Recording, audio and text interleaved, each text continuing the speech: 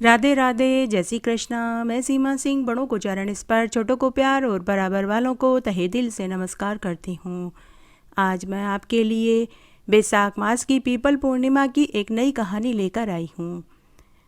बैसाख मास में पीपल पूर्णिमा का व्रत करने और पीपल की पूजा करने का बड़ा अक्षय फल मिलता है। अगर आप हर महीने की पूर्णिमा का व्रत करते हैं तो पीपल पूर्णिमा के दिन पीपल की पूजा अवश्य करें। आइए अब हम बैसाख मास की पीपल पूर्णिमा की एक नई कहानी सुनते हैं। एक बहुत पुराना छोटा सा रत्नापुर नाम का एक नगर था। उस नगर में एक राजा अपनी दो रानियों के साथ रहता था। राजा को बड़ी रानी से औलाद सुख नहीं मिला तो उसने दूसरा विवाह किया।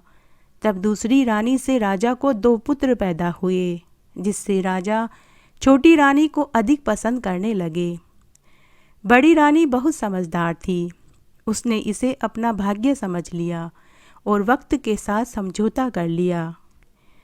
राजा पहले तो कभी कभार बड़ी रानी के कक्ष में चले जाया करते थे, लेकिन जब छोटी रानी से राजा को दो दो राजकुमारों का सुख मिला तो राजा ने बड़ी रानी की तरफ ध्यान देना ही बंद कर दिया। अब बड़ी रानी ने अपना सारा समय पूजा पाठ, व्रत, उपवास और दान पुण्य में लगाने लगी। अब एक दिन महल के पुरोहित ने बड़ी रानी के दुख को समझ लिया। पुरोहित ने बड़ी रानी से कहा कि हे रानी जी, आप हर महीने की पूर्णिमा का व्रत करो। भगवान सत्यदेव सबकी इच्छा पूरी करते हैं, वो आपकी भी इच्छा जरूर पूरी करेंगे। तब बड़ी रानी ने कहा कि हे पुरोहित जी, आप मुझे व्रत की पूजा विधि और कथा भी बताइए।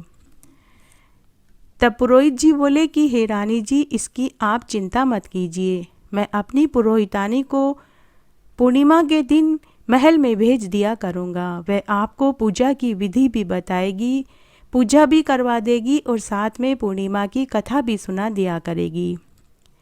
इस तरह अब हर महीने की पूर्णिमा के दिन पुरोहितानी बड़ी रानी के महल में जाने लगी और बड़ी रानी को पूर्णिमा की पूजा करवाती और सत्यदेव की कहानी भी सुनाने लगी। बदले में बड़ी रानी पुरोहितानी को दक्षिणा में एक स्वर्ण मुद्रा देती। तब एक दिन छोटी रानी ने पुरोहितानी को बड़ी रानी के महल में जाते हुए देखा तो उसने अपनी दासी को भेजकर पुरोहितानी को अपने महल में बुलाया और पूछा कि अरे पुरोहितानी, तुम बड़ी रानी के महल में क्या करने जाती हो? सच सच बताओ, नहीं तो मैं राजा से कहकर तुम्हें और तुम्हारे पति को जेल में डलवा दूंगी। पुरोहितानी जी डर गई। वह बोली कि छोटी रानी जी, मैं तो बड़ी रानी को सत्यदेव भगवान की कहानी सुनाने जाती हूँ, क्योंकि बड़ी रानी हर महीने की पूर्णिमा का व्रत करती है। छोटी रानी ने पूछा कि इस व्रत को करने से क्या होता है? तो पुरोहितानी जी बोली कि छोटी रानी जी, इस व्रत को करने से पुत्र चाहने वाले को पुत्र, पति सुख, वैभव, सुख, समृद्धि सब सुख मिलते हैं। जो मनुष्य जिस इच्छा से यह व्रत करता है उसकी वही इच्छा पूरी होती है। तब छोटी रानी मन ही मन सोचने लगी कि अगर इस व्रत को करने से बड़ी रानी भी माँ बन गई और उसे भी पति सुख मिल गया तो राजा जी का सारा प्यार और सारा धन बड़ी रानी के ऊपर ही खर्च होने लग जाएगा। मुझे भी इस व्रत को करना चाहिए। तब बड़ी रानी पुरोहितानी से बोली कि अरे पुरोहितानी, अच्छा जरा यह तो बताओ कि तुझे दक्षिणा में बड़ी रानी क्या देती है?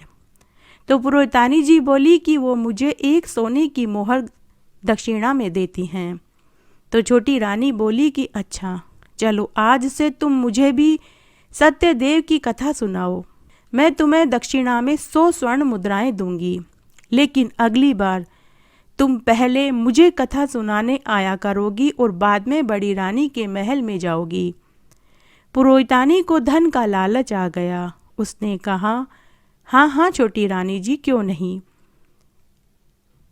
मेरा तो काम ही यही है, कथा कहानियाँ सुनाने का। मैं पहले आपके महल में आया करूँगी और बाद में बड़ी रानी के महल में जाया करूँगी। उस दिन पुरोहितानी को घर पहुँचने में देर हो गई। जब वह घर देर से पहुँची तो उसके पति ने उससे पूछा कि आज इतनी देर कहाँ लगा दी। तब पुरोहितानी सोचने लगी कि अगर मैं कहूँगी कि छोटी रानी को मैं कथा सुनाने लग गई थी और वे बदले में मुझे 100 सोने की स्वर्ण मुद्राएं दे रही हैं और आगे भी देती रहेंगी, तो पुरोहित जी शायद नाराज हो जाएंगे, क्योंकि पुरोहित जी बड़े ही सच्चे आदर्शवादी थे। उन्हें धन का कोई लोभ नहीं था। तब पुरोहितानी झूठ बोल गई और बोली कि आज मुझे बड़ी रानी को कथा कहानी सुनाने में समय लग गया, और उसने सोने के मोरों की थैली छुपा दी। जब दोबारा पूर्णिमा का दिन आया तो पुरोहितानी पहले छोटी रानी के महल में सत्य पूर्णिमा की कथा सुनाने पहुंची, और कथा सुनाने के बाद छोटी रानी ने उसे वापस 100 स्वर्ण मुद्राओं की थैली दी। फिर पुरोहितानी बड़ी रानी के महल में गई। आज पुरोहितानी थोड़ी उखड़ी उखड़ी थी। आते ही बड़ी रानी से बोली कि अरे बड़ी रानी जी, जल्दी जल्दी पूजा करो, मुझे और भी बहुत काम है। बड़ी रानी उसकी इस बात को समझ नहीं पाई। तब पूजा कराने के बाद पुरोहितानी जल्दी जल्दी अधूरी कहानी सुनाने लगी। तो बड़ी रानी बोली कि पुरोहितानी जी, कहानी भले आप जल्दी सुना दीजिए, लेकिन अधूरी कहानी मत सुनाइए। आज आपने कहानी अधूरी सुनाई है। तब पुरोहितानी गुस्से में बोली कि अरे, 1 स्वर्ण मुद्रा में तो ऐसी ही कहानी सुनने को मिलेगी। अगर आप पूरी कहानी सुनना चाहती हो तो 100 स्वर्ण मुद्राएं दक्षिणा में देनी पड़ेगी, क्योंकि छोटी रानी भी अब पूर्णिमा की कहानी सुनती है और मुझे बदले में दक्षिणा में वो 100 स्वर्ण मुद्राएं देती है। तब बड़ी रानी पुरोहितानी जी से बोली कि पुरोहितानी जी, मैं आपको उद्यापन में अच्छी दक्षिणा दे दूंगी। इस तरह समय बीतने लगा। जब बैसाख मास की पीपल पूर्णिमा आई तो बड़ी रानी को पूर्णिमा का व्रत करते हुए 1 साल होने वाला था, तो उसने पीपल पूर्णिमा के दिन व्रत का उद्यापन किया। तब उस दिन बड़ी रानी ने सत्यदेव भगवान की पूजा के साथ पीपल की भी पूजा करी और कथा कहानी सुनी। तब पुरोहितानी बड़ी रानी को याद दिलाते हुए बोली कि बड़ी रानी जी, आपने कहा था कि उद्यापन में अच्छी दक्षिणा दूंगी। आज मैं आपसे अच्छी दक्षिणा ही लेकर जाऊंगी। बड़ी रानी सोच में पड़ गई कि अब पुरोहितानी जी को मैं क्या दूं। तब उसने अपने बक्से खोल कर देखे, जिसमें उसकी माँ की दी हुई हीरे जवाहरात सच्चे गोटे की चुंदड़ी की साड़ी पड़ी थी।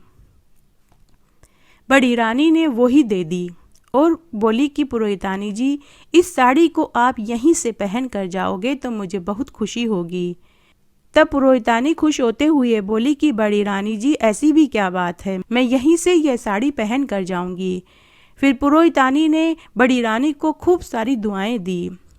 चुंदड़ी की साड़ी पहनकर जब पुरोहितानी छोटी रानी के महल के सामने से गुजरी तो छोटी रानी ने दासी भेजकर पुरोहितानी को वापस अपने महल में बुलाया और पूछा कि तुझे आज उद्यापन में बड़ी रानी ने क्या दक्षिणा दी। तब पुरोहितानी खुश होते हुए बोली कि यही साड़ी दी है जो मैंने पहन रखी है।